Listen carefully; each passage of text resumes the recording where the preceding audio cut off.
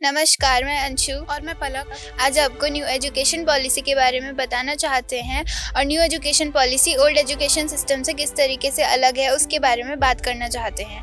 तो पलक, क्या है ये new education policy? New education policy Bharat की सरकार द्वारा भारत की शिक्षा व्यवस्था में बड़े बदलाव लाने के लिए उठाया गया एक कदम है, जो कि पुराने एजुकेशन सिस्टम में कुछ महत्वपूर्ण चीज़ों को जोड़ने और घटाने के लिए लिया गया है। किस तरीके के बड़े बदलावों के बारे में एनईपी में बात की गई है और एनईपी हमारे ओल्ड एजुकेशन सिस्टम से किस तरीके से अलग है? भारत की शिक्षा व्यवस्था के स्ट्रक्चर में बदलाव लाने की बात की गई है। जैसे हम पहले 10+2 स्ट्रक्चर को फॉलो करते थे, वैसे ही एनईपी हमें 5+3+3+4 स्ट्रक्चर को अपनाने के लिए कहती है। 5+3+3+4 स्ट्रक्चर क्या है? क्या आप हमें इसके बारे में कुछ बता सकती हैं? जी हाँ, बिल्कुल। जैसे हमें 10+2 स्ट्रक्चर में नर्सरी टू 10th और 11-12 के 2 ग्रुप्स में बांटा गया था, वैसे ही एनईपी हमें 5+3+3+4 स्ट्रक्चर यानी कि 4 ग्रुप बनाने के लिए कहती है। पहला ग्रुप, जिसमें नर्सरी टू 2nd तक के बच्चे होते हैं और इसे फाउंडेशनल स्टेज कहा जाता है। इस स्टेज में बच्चों के खेलकूद पर ज़्यादा ध्यान दिया जाता है।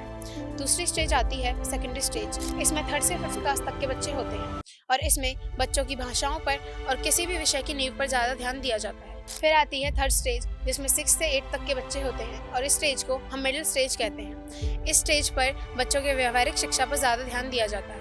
और आखिर में आती है सेकेंडरी स्टेज, जो 9 to 12 तक के बच्चों का ग्रुप होता है और इस स्टेज में अपने सब्जेक्ट चूज करने के लिए कह दिया जाता है। और इस स्टेज की सबसे खास बात यह है कि इसमें बच्चे कोई भी मनपसंद के सब्जेक्ट चुन सकते हैं। जैसे कि पहले हम 11th में एक साइंस का बैच लेते थे, जिसमें सिर्फ फिजिक्स, केमिस्ट्री, बायो या मैथ हो सकती थी, पर इसमें बच्चा फिजिक्स के साथ अकाउंटेंसी भी पढ़ सकता है। तो क्या एनईपी में भाषा के बारे में भी कुछ निर्णय लिया गया है? जी हाँ, बच्चे सिर्फ प्रिपरेटरी स्टेज तक अपनी मातृभाषा पढ़ेंगे, फिर उसके बाद उन्हें दूसरी भाषाओं का ज्ञान दिया जाएगा। मतलब इसमें क्रिएटिविटी और स्किल्स पर भी काम किया जाएगा। जी हाँ, एनईपी बच्चों को क्रिएटिव तरीके से और स्किलफुल तरीके से सीखने या समझने के लिए लाई जा रही है। पर एनईपी के आने के बाद सिर्फ एक कॉमन टेस्ट दिया जाएगा। एनईपी का मेन ऑब्जेक्टिव क्या है? एनईपी का मेन ऑब्जेक्टिव बच्चों की लाइफ से स्ट्रेस को कम करना है। जैसे कि बच्चे पहले नीट, जेई जैसे अलग अलग एग्जाम देते थे, वैसे ही एनईपी के आने के बाद बच्चे सिर्फ एक कॉमन एंट्रेंस एग्जाम देंगे।